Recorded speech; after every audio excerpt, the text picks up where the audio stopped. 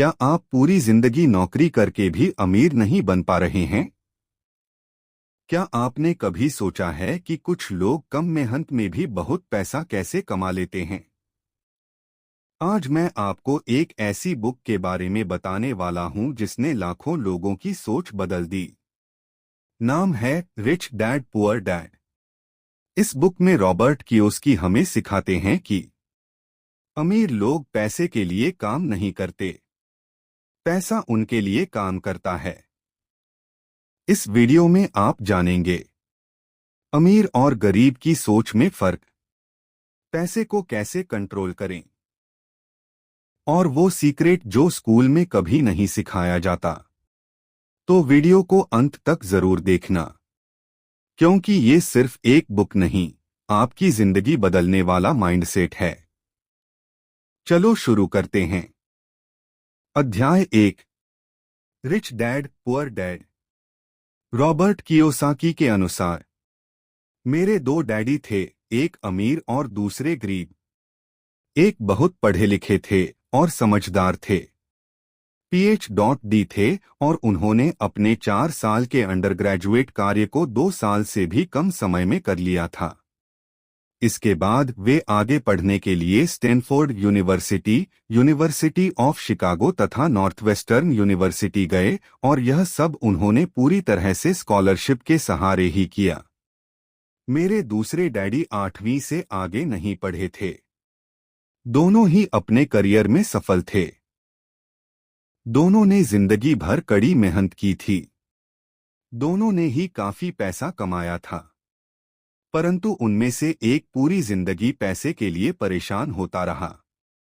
दूसरा हवाई के सबसे अमीर व्यक्तियों में से एक बन गया।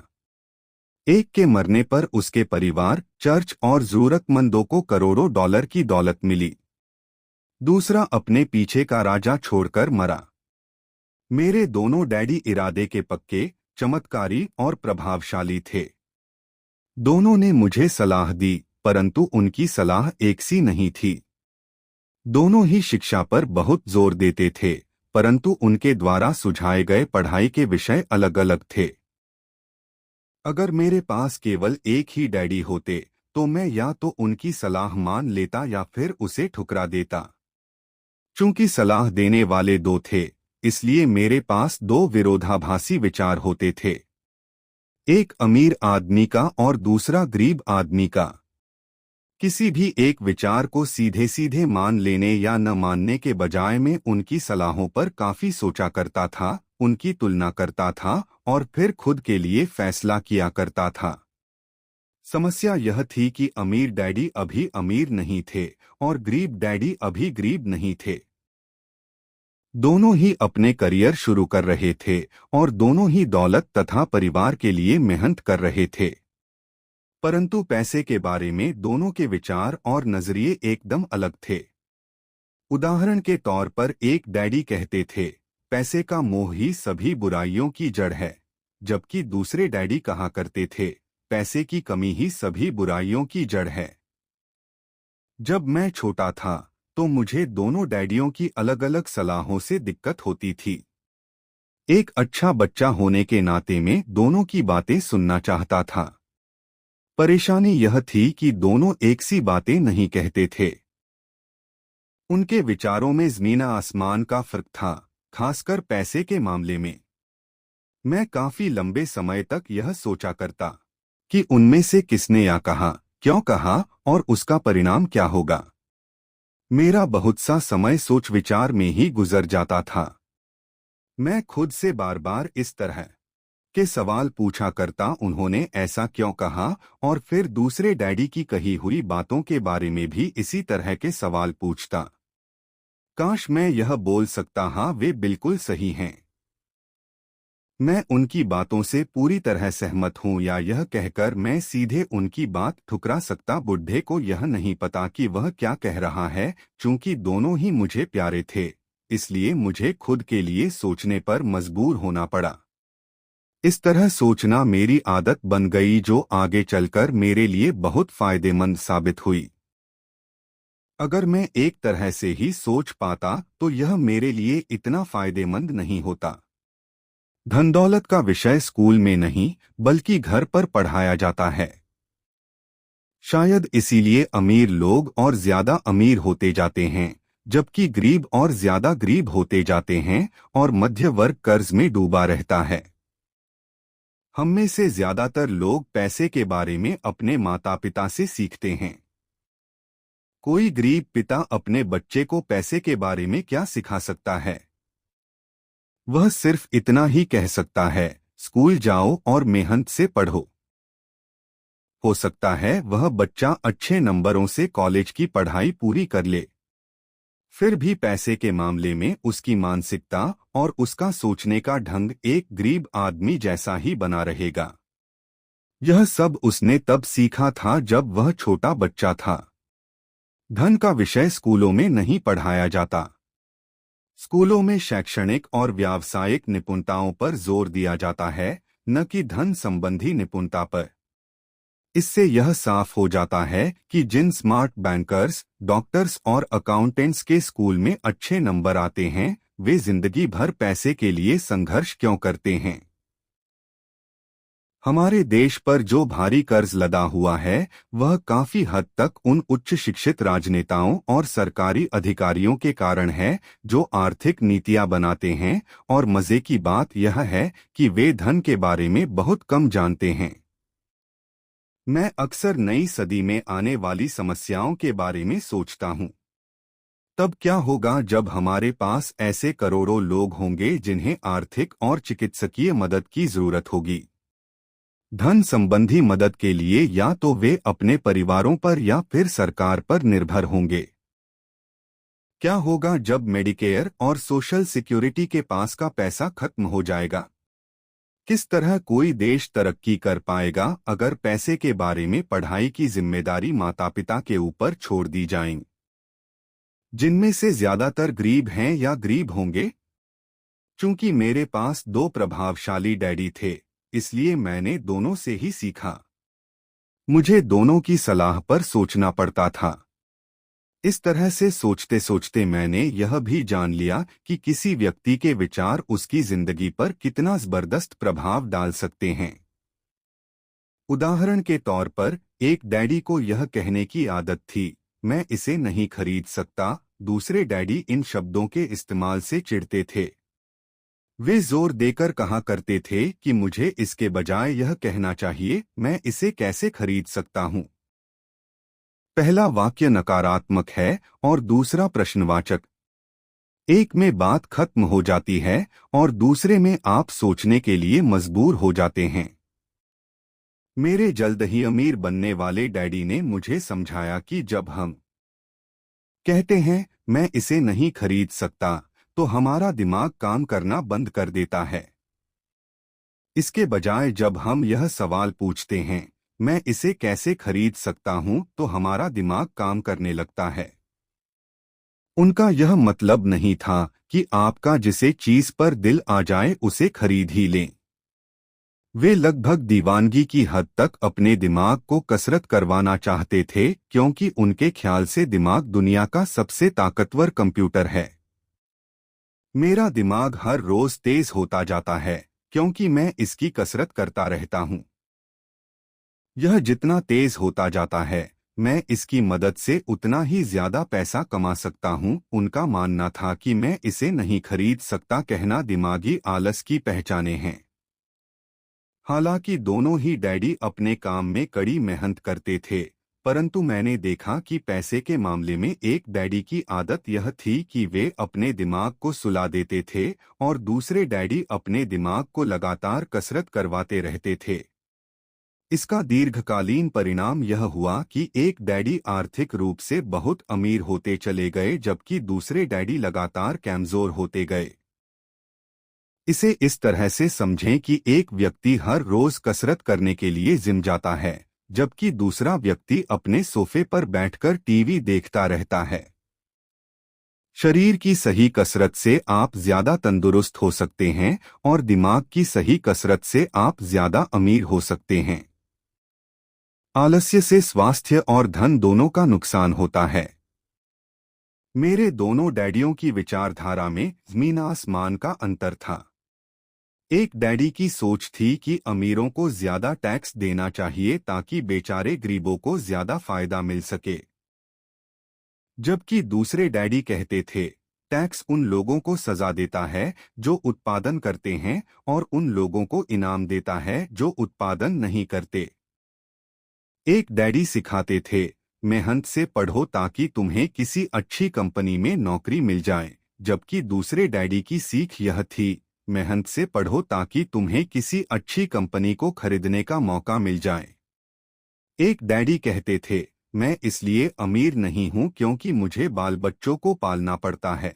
दूसरे डैडी कहते थे मुझे इसलिए अमीर बनना है क्योंकि मुझे बाल बच्चों को पालना है। एक डैडी डिनर की टेबल पर पैसे और बिजनेस के बारे में बात करने के लिए हमेशा प्रोत्साहित करते थे। दूसरे डैडी भोजन करते समय पैसे की बातें करने के लिए मना करते थे। एक का कहना था जहां पैसे का सवाल हो सुरक्षित कदम उठाओ, खतरा मत उठाओ। दूसरे का कहना था खतरों का सामना करना सीखो।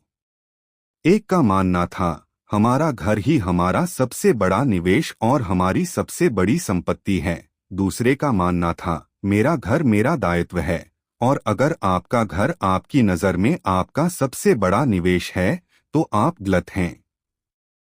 दोनों ही डैडी अपने बिल समय पर चुकाते थे, परंतु उनमें से एक सबसे पहले अपने बिल चुकाता था जबकि दूसरा सबसे आखिर में। एक डैडी का यह मानना था कि कंपनी या सरकार को आपका ध्यान रखना चाहिए और आपकी जरूरतों को पूरा करना चाहिए।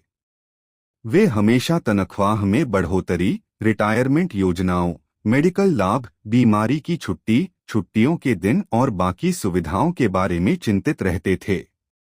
वे अपने दो चाचाओं से बहुत प्रभावित थे जो सेना में चले गए थे और 20 साल के सक्रिय जीवन के बाद उन्होंने अपने रिटायरमेंट और जीवन भर के आराम का इंतजाम कर लिया था। वे मेडिकल लाभ के विचार को पसंद करते थे और सेना द्वारा अपने रिटायर्ड कर्मचारियों को दी जा रही सुविधाओं की भी तारीफ करते थे। उन्हें विश्वविद्यालय का टेन्योर सिस्टम भी काफी पसंद था। कई बार नौकरी से आजीवन मिल रही सुरक्षा और नौकरी के लाभ नौकरी से ज्यादा महत्वपूर्ण हो जाते हैं। वे अक्सर यह कहते थे मैंने सरकार के लिए बहुत मेहनत से काम किया है और इसलिए बदले में मुझे ये लाभ मिलने चाहिए।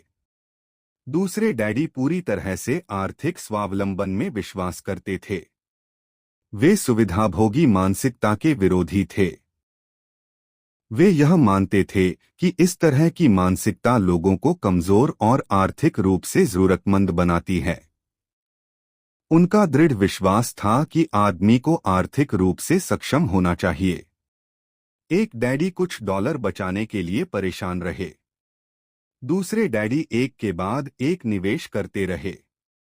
एक डैडी ने मुझे बताया कि अच्छी नौकरी तलाशने के लिए अच्छा सा बायोडाटा कैसे लिखा जाए।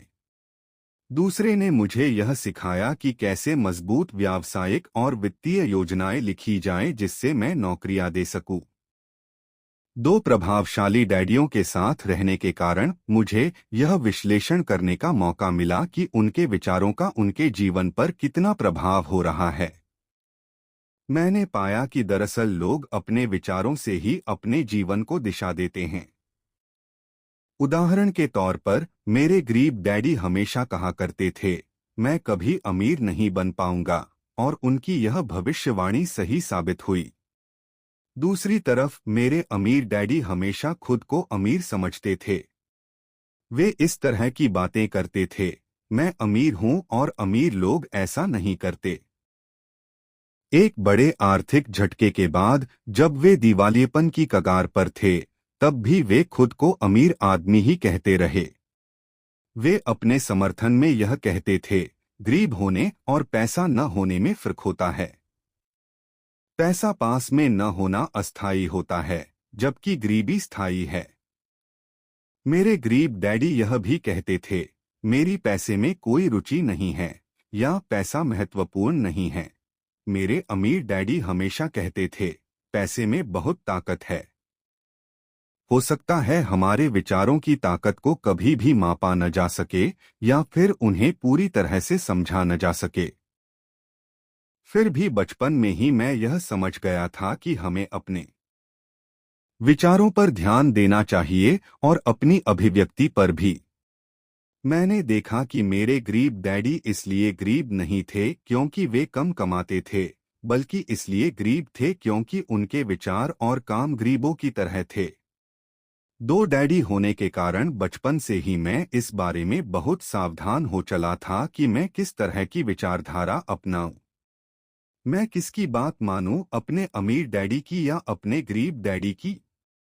हालांकि दोनों ही शिक्षा और ज्ञान को बहुत महत्वपूर्ण मानते थे, परंतु क्या सीखा जाए इस बारे में दोनों की राय अलग अलग थी।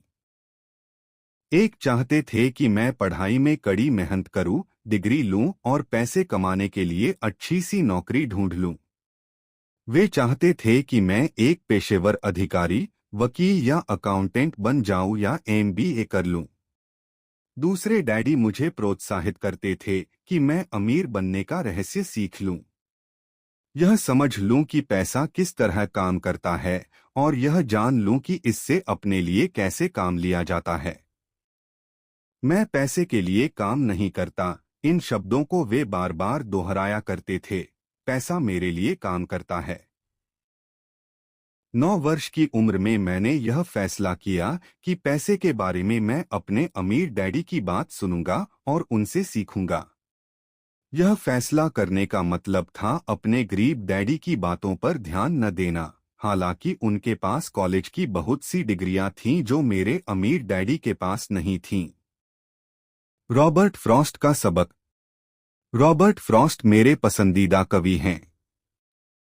हालांकि मुझे उनकी बहुत सी कविताएं पसंद हैं, परंतु हर रोड नॉट टेकन मुझे सबसे ज्यादा पसंद है। मैं इसकी शिक्षा का इस्तेमाल हर रोज करता हूँ। द रोड नॉट टेकन, वह राह जिसे चुना नहीं गया। पीले जंगल में दो राहें बंटती थीं और अफसोस कि मुझे एक को चुनना था। और मैं अकेला पथिक खड़ा रहा, देर तक यह देखते हुए कि यह ग्रह कहाँ तक जाती है झुरमुटों में मुड़ने के पहले। फिर मैंने दूसरी राह चुनी, उतनी ही सुंदर और शायद बेहतर भी, क्योंकि यहाँ घास ज्यादा थी और कम लोग गुजरे थे। हालांकि लोगों के गुजरने से यहाँ भी उतना ही नुकसान हुआ था। और दोनों ही उस सुबह बराबर थीं, पत्तियों पर काले कदम नहीं थे। और मैंने पहली को अगले दिन के लिए रखा। पर यह जानते हुए कि किस तरह रास्ते निकलते हैं, मुझे शक था कि मैं कभी लौटूंगा। मैं आह भरकर यह कहूंगा, आज से सदियों बाद शायद एक जंगल में दो राहें बंटती थीं और मैंने कम चली हुई राह को चुना और इसी बात से सारा फर्क पड़ा। Robert Frost 1916। और इसी बात से सारा फर्क पड़ा। बहुत समय गुजर चुका है, पर मैं अब भी अक्सर रॉबर्ट फ्रॉस्ट की कविता पर चिंतन करता रहता हूँ। पैसे के बारे में अपने पढ़े लिखे डैडी की सलाह और नजरिए को न सुनने का मेरा फैसला दुखद था, परंतु यह एक ऐसा फैसला था जिसने मेरी जिंदगी की दिशा तय कर दी। एक बार मैंने यह फैसला कर लिया कि मुझे किसकी बात सुननी है, तो उसके बाद मेरी धन संबंधी शिक्षा शुरू हो गई। मेरे अमीर डैडी ने मुझे 30 साल से भी ज्यादा समय तक सिखाया, तब तक जब तक कि मेरी उम्र 39 साल नहीं हो गई। और इसके बाद उन्होंने सिखाना बंद कर दिया। उन्होंने यह देख लिया था कि मैं वह सब समझ चुका हूं जो वे मेरी मोटी बुद्धि में भरने की कोशिश कर रहे थे। पैसा एक तरह की ताकत है, परंतु इससे भी बड़ी ताकत है वित्तीय शिक्षा। पैसा तो आता और जाता रहता है, परंतु अगर आप यह जानते हैं कि पैसा किस तरह से काम करता है, तो आप ज्यादा ताकतवर हो जाते हैं और आप दौलत कमाना शुरू कर सकते हैं। केवल सकारात्मक चिंतन से ही समस्या हल नहीं हो सकती, क्योंकि ज्यादातर लोग स्कूल में पढ़ते हैं और वहां वे कभी यह नहीं सीख पाते कि पैसा किस तरह से काम करता है। इसलिए वे पैसे के लिए काम करने में अपनी सारी जिंदगी बर्बाद कर देते हैं। मेरी शिक्षा जब शुरू हुई थी तब मैं केवल 9 साल का था और इसी कारण मेरे अमीर डैडी ने मुझे जो पाठ पढ़ाए थे वे बहुत आसान थे। और सारी बातों को छोड़कर विचार किया जाए तो उन्होंने मुझे 30 सालों तक कुल 6 महत्वपूर्ण पाठ पढ़ाए। यह पुस्तक उन्हीं 6 पाठों के बारे में है और इसे भी उतना ही आसान बनाने की कोशिश की गई है। तो दोस्तों, ये था आज का चैप्टर से, जहां हमने सीखा कि पैसे के लिए काम करना और पैसे को अपने लिए काम करवाना, इन दोनों में कितना बड़ा फर्क होता है। अगर आपको ये सीख वैल्यूएबल लगी हो तो इसे सिर्फ सुनकर मत छोड़िए, इसे अपनी लाइफ में अप्लाई कीजिए, क्योंकि यही छोटी छोटी सीख आगे चलकर बड़ी फाइनेंशियल फ्रीडम बनाती हैं। अगले चैप्टर में हम और भी पावरफुल माइंडसेट और मनी रूल्स समझेंगे जो आपकी सोच को पूरी तरह बदल सकते हैं। और हाँ दोस्तों, अगर आपको ऐसे ही नॉलेज से भरे वीडियो पसंद आते हैं तो चैनल को अभी सब्सक्राइब कर लो, वीडियो को लाइक करो और अपने दोस्तों के साथ जरूर शेयर करो, क्योंकि नॉलेज बांटने से ही बढ़ती है। मिलते हैं अगले वीडियो में।